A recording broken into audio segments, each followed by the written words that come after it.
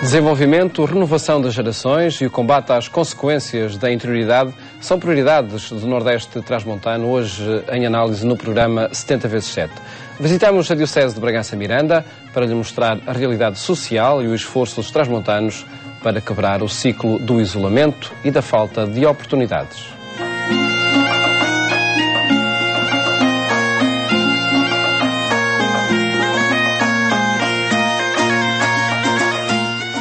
Aqui antigamente era tudo agricultura. Havia aqui 35, 40 rebanhos de gado. E depois foi tudo para o Alentejo. Em 65, 60 até 70 foi tudo para o Alentejo. Mas trabalhou-se.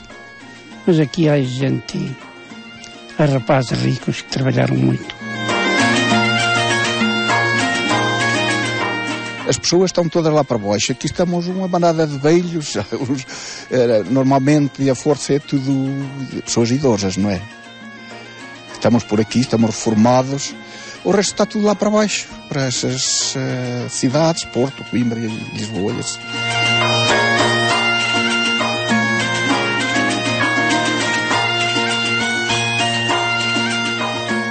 São lamentos que brotam do sentimento de impotência gerado por esse estado de coisas que remete estas terras, estas gentes, ao esquecimento e à distância de um desenvolvimento que se recusa a abandonar a faixa litoral do país e os centros urbanos.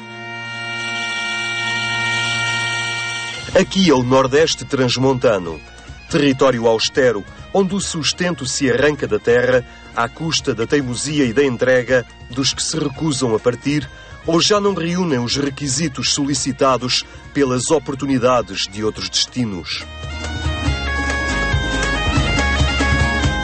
Portas fechadas, ruínas visíveis do que outrora foi vida intensa, mas já vivida e passada. Os tempos da imigração em massa das décadas de 50 e 60 parecem ter fechado um círculo neste início do novo milénio, onde a crise económica voltou a empurrar para longe os filhos destes lugares. Filhos que nascem cada vez menos e jovens que partem mais. Nota-se por um lado o envelhecimento, por outro lado o não nascimento, o déficit de natalidade e a fuga do capital humano e do grande potencial para outros pontos do país e ultimamente, sobretudo, para outros lugares do mundo, para a Inglaterra, para Angola, para outros lugares do nosso planeta, é todos os dias. Eu noto isso nas comunidades que visito e, sobretudo, casais novos. Este boom da imigração é semelhante aos anos 60. Mudaram os tempos, sucederam-se gerações, mas Trás-os-Montes continua a acreditar que a sua identidade permanece e a determinação não morre. A esperança anima municípios, freguesias, movimenta também a Diocese de Bragança Miranda, onde um bispo jovem se recusa a ceder ao desânimo. Nós estamos na maior diocese do norte do país em termos de território, com uma população de 136.500 pessoas, mas com 326 paróquias, 634 comunidades e uma distância enorme. Ainda hoje, para ir de Bragança a Freixo de Espada à Cinta, eu preciso 2 horas.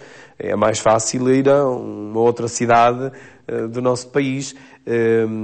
E tudo isto revela a situação que é a nossa característica da interioridade em que vivemos, e ainda se torna mais difícil a nossa missão. Mas é com estas características e com estas pessoas que nós vivemos, estamos, rezamos e trabalhamos, e para elas gastamos a nossa vida. Ninguém duvida ou esconde que, do ponto de vista social, a Diocese de Bragança Miranda enfrenta um envelhecimento acentuado da sua população. Temos 2 dos concelhos mais envelhecidos do país, segundo os últimos censos. Temos uma acentuada perda de população, cerca de 12.500 nos últimos censos, que para um concelho que detinha cerca de 150 mil, já viu que a perda de 12.500 pessoas é muito significativa. Curiosamente, a pouca industrialização desta zona do país até parece jogar a favor nestes tempos de crise económica. Se tivéssemos indústrias a fechar, teríamos logo aí graves problemas sociais com com os despedimentos que estão a acontecer em vários distritos. E aqui esse fenómeno não se nota tanto. Ou seja, o que eu quero dizer com isto é que, apesar de estarmos a sofrer com a crise, o impacto não é tão visível no dia-a-dia quando há, nos outros distritos, um despedimento coletivo de 1000 trabalhadores, o que implica logo uma crise económica para cerca de 3.000 pessoas ou cerca de 1000 famílias. Mas haverá um determinismo que nega o desenvolvimento a estas terras? Condicionalismos que os homens não possam alterar, de modo a inverter esta espiral de empobrecimento e desertificação? Para Francisco Cepeda, a responsabilidade pelo estado das coisas tem um rosto. Resulta de opções erradas e sistemáticas que nunca apostaram no desenvolvimento sustentável, mas apenas em políticas de crescimento que pouco têm a ver com a condição concreta em que vivem as pessoas. E para isso, logicamente, é muito mais fácil aumentar o PIB investindo no litoral, por exemplo, nas regiões entre Braga e Setúbal, onde as economias de escala são muito grandes, do que investir no interior, onde o retorno é mais difícil. Ora bem, como isso é assim, e foi sempre assim, e nunca houve preocupação de uma política de desenvolvimento, essa sim que era fundamental e imprescindível, que tinha obviamente como crescimento um dos fatores fundamentais, mas tinha preocupações culturais, sociais, ambientais, etc, etc. Como essa política de desenvolvimento nunca a fizemos, nunca a desenhamos, como agora se diz, acontece que limitámos-nos ao crescimento. E o crescimento é desequilibrador por natureza. É que crescer é diferente de desenvolver. Nos últimos anos, um contributo importante chegou a estas paragens. Foi a fixação de alguns institutos politécnicos no interior, polos de formação e conhecimento que geraram competências e atraíram alguns jovens. Bragança, em termos de licenciados, o rácio licenciados por população ativa é dos melhores do país. Isto é uma coisa espantosa, não é? Que era inverosímil pensar isto há 20 anos. Há 20 anos atrás, não é? Bragança tem, sei lá, é a primeira cidade do país em termos de qualidade de vida. Mas o mais importante é o direito à oportunidade. E quem habita o Nordeste transmontano não merece ficar à margem das oportunidades do país, nem estas se podem ficar apenas pela margem litoral do território da nação. Temos que nos queixar, isso sim, da forma como não há, nunca houve, ainda tenho alguma esperança porque essa é a última a perder, política de desenvolvimento que olhe para todas as regiões do país como um todo, desenhe de facto uma política de desenvolvimento onde seja possível, enfim, equilibrar sobretudo o direito à oportunidade, que é muito maior em algumas regiões do que noutras, não é? E esse direito à oportunidade, que é fundamental, que é relevante, é isso que efetivamente não acontece aqui. Se os politécnicos reacenderam a esperança, esta tornou-se ainda mais forte com a conclusão da A4. A via de comunicação possibilita agora um acesso mais facilitado e por ela se espera que circulem as indústrias e o turismo. Agora com a A4 se espera e é expectável que haja mais algum investimento aqui no nosso distrito e que com isso venha a colaborar para combater a crise o investimento aqui em algum tipo de indústria. Fala-se de alguns setores, nomeadamente da indústria automóvel, que quererá investir pela posição estratégica próxima de Espanha, com as acessibilidades concluídas. Fala-se nisso, mas como é lógico, ainda é cedo. A A4 está pronta há muito pouco tempo e por isso ainda é muito cedo para tal. Ainda é cedo, mas os setores de atividade já se começam a movimentar e a Diocese não fica à margem desta dinâmica. Cultura da lamentação, em mim, à minha volta e aqui nesta igreja, não quero que tenha, que monte a sua tenda. Nós olhamos com esperança para o presente e para o futuro, e é a cultura da esperança que nos anima. Uma marca de igreja nestas terras é a rede de infraestruturas de apoio social. Aqui, 85% das estruturas sociais pertencem à Igreja Católica. São centros sociais e paroquiais, casas religiosas, misericórdias. Um suporte social que tenta colmatar a deficiência verificada nas políticas de desenvolvimento. Ainda assim, os cortes financeiros do Estado colocaram em risco alguns equipamentos. 7% destas estruturas correm mesmo o risco de fechar. O que a Diocese tenta está a procurar responder, procurando soluções, quer seja através de soluções de junção de centros sociais e paroquiais, de associação, de trabalhar em conjunto, estudando outras formas para que elas não fechem ou que pelo menos as populações não fiquem desprotegidas. É verdade que os centros sociais e paroquiais surgiram um pouco sem alguma planificação no passado, o que foi um erro estratégico. O aparecimento de alguns centros sociais em alguns locais foram mal planificados, enquanto há outras cordas, outras zonas que não têm qualquer cobertura de instituições. E nós somos um distrito bastante grande. Um auxílio reside na cooperação entre o município de Bragança e a Diocese, uma conjugação de esforços que também se traduz na dimensão social.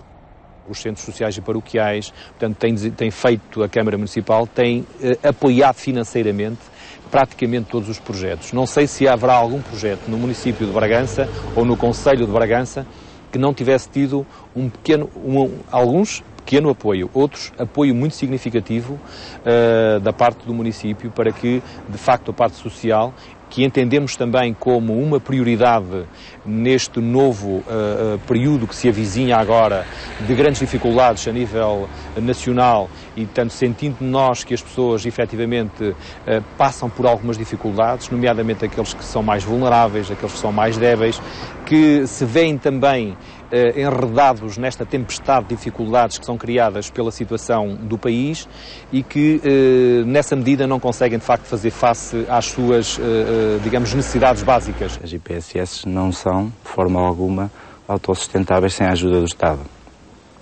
Fala-se nisso, que as instituições têm que procurar a autossustentabilidade e têm que procurar ser mais autónomas para não depender tanto do Estado, e que também aqui se experimenta e se está a desenvolver alguns projetos para que haja mais autossustentabilidade por parte das IPSS. Mas é um caminho que é lento e que se está a percorrer.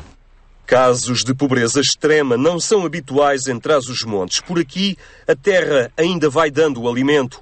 O problema maior prende-se com uma faixa da população catalogada como classe média que nos últimos tempos regrediu bastante a sua condição social. E essa pobreza envergonhada que se esconde e que nós temos que ver onde existe e tentar fazer alguma coisa através das instituições da Igreja, em primeiro lugar, que não têm capacidade de resposta para tudo, longe disso, porque as situações são tantas. E, enfim, a capacidade da Igreja, sobretudo da Igreja local, não é muita. De qualquer maneira, hoje em dia há uma preocupação muito maior, há um dinamismo muito maior na Igreja local, nota-se perfeitamente que há vontade de mudar toda esta situação.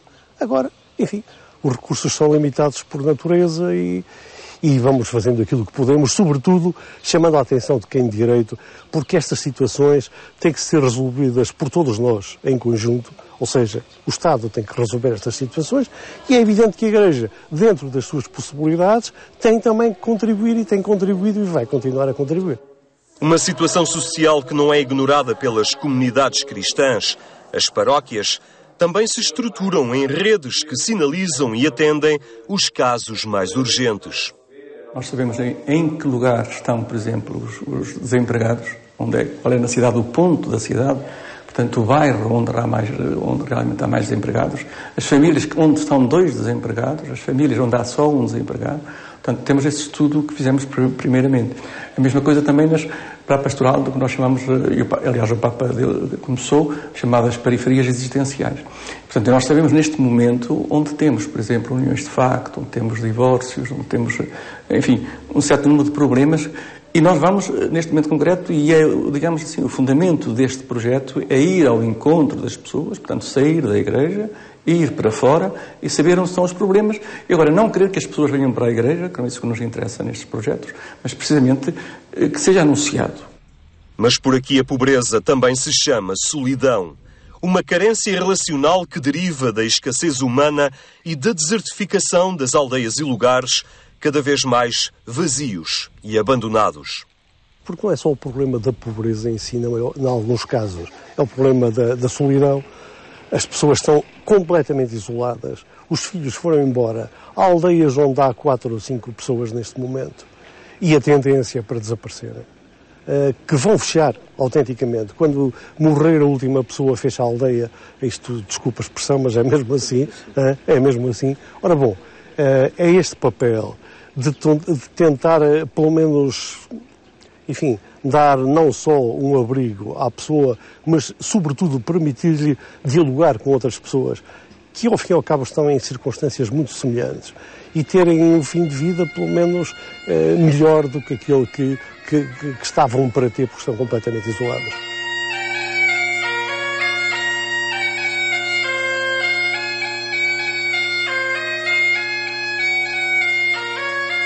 Aqui vivem da agricultura e os reformados, vivem os reformados da sua reforma, e outros estão lá para Lisboa, Porto, Coimbra, estão por todo o país. Aqui imigrantes para fora do país não há assim muitos, há mais imigrantes, tandeiros, chamam-lhe aqui tandeiros, não é? Que andam a bandeia de porta em porta e assim, mas hoje o negócio está um bocado fraco. E o pessoal já está a regressar aqui à aldeia. Está a regressar à aldeia porque os negócios lá estão muito fracos, lá para baixo. E vêm cá em cima para a terra, para a nossa terra, e começam-se a meter na agricultura porque não há outro meio de viver. Não?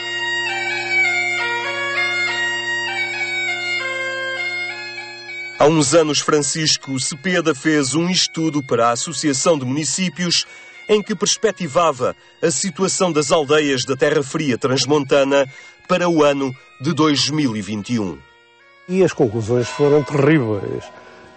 Desde aldeias que pura e simplesmente desapareciam, e vão desaparecer, até a outras que tinham alguma sustentação. E propus aos presidentes de Câmara que olhassem muito bem para isso, que eu chamava aldeias âncora, para valia a pena eventualmente investir mais nessas aldeias, porque permitiam de facto ser âncoras, manter as populações no meio rural e não deslocar-se. Na área do concelho de Bragança, a cidade representa apenas 2% desse território, porém concentra 64% da população. O despovoamento não é um problema só de Bragança, é um problema de facto de todo o interior, que acho que é mais afetado, de facto, o interior pela perda de população. No entanto, temos de criar, de facto, alguns projetos, criar aqui algumas ações que nos levem a que os jovens, essencialmente os jovens, não fujam da nossa terra. E para isso temos alguns projetos também em carteira que pretendemos implementar nestes próximos 4 anos, no sentido de fazermos com que as pessoas permaneçam na nossa cidade, que elas se fixem e, ao mesmo tempo, também atrairmos pessoas de fora, porque, de facto, a qualidade de vida que se respira em Bragança, que se vive aqui na nossa cidade, é algo também que nós temos que vender, no bom sentido, obviamente, para que as pessoas reconheçam essa qualidade e venham fixar-se nesta excelente terra que é Bragança. Em Bragança tem havido uma boa colaboração entre a autarquia e a Igreja. Afinal, presidente e bispo foram colegas de seminário.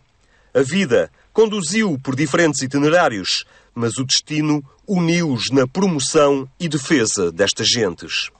Nos últimos anos, desde há 16 anos a esta parte, foram feitas intervenções com apoio da Câmara Municipal em 145 igrejas ou capelas ou santuários. Portanto, significa que o poder autárquico está intimamente ligado à Igreja, ao poder religioso, se assim quisermos chamar.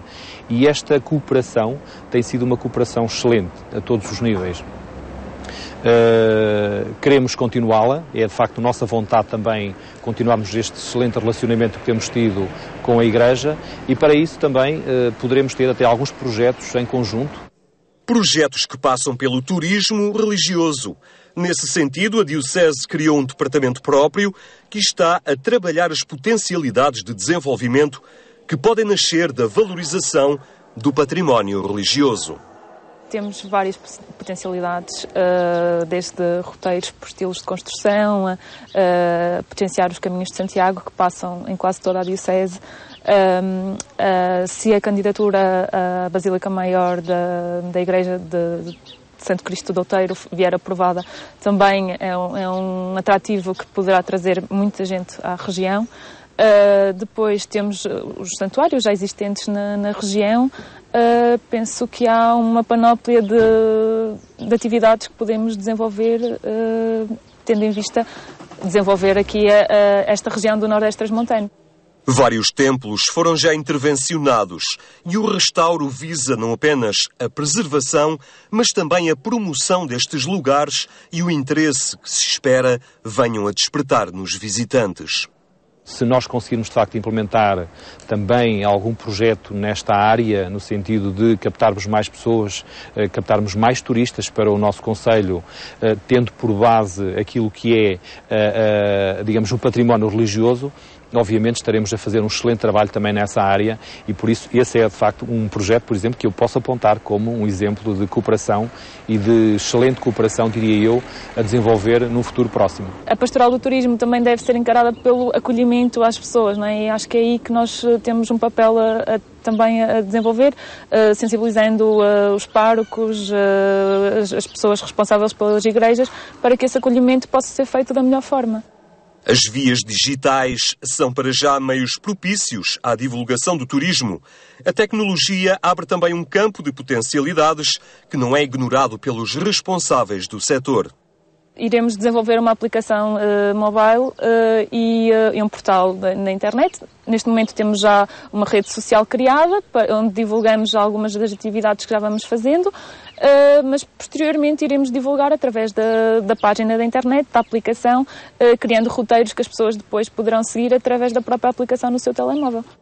Dom José Cordeiro sublinha que a Diocese fará tudo o que estiver ao seu alcance para tornar este lugar mais belo e fascinante. Fazer da vida um lugar de beleza. A lamentação de dizermos que estamos longe, que somos periferia, que somos interior, isso não tem lugar. Essas são as nossas características. E com as características que temos, não nos podemos comparar a ninguém, nem a outra região. Somos o que somos. E nós, no nosso caso, como cristãos, o único critério de comparação e o único modelo é Jesus Cristo, não são os outros. Vontade e determinação que por aqui se encaixam na identidade destas gentes. Homens e mulheres apostados em contrariar esse sentimento, essa imagem de que por aqui se fica de fora ou se habita a periferia. Às vezes sinto isso, que sente-se que Bragança fica muito distante, porque há um olhar a partir de Lisboa ou de outras capitais, ou até mesmo do Porto, e Bragança é olhada um pouco como periferia, e eu noto isso quando as pessoas vêm aqui pela primeira vez, que dizem, afinal não é como se pensava, afinal em Bragança também se faz isto e se faz aquilo, e eu tenho dito, sim, em Bragança nós somos tão bons como os melhores, porque é que devemos ter um complexo de inferioridade em relação a quê e a quem?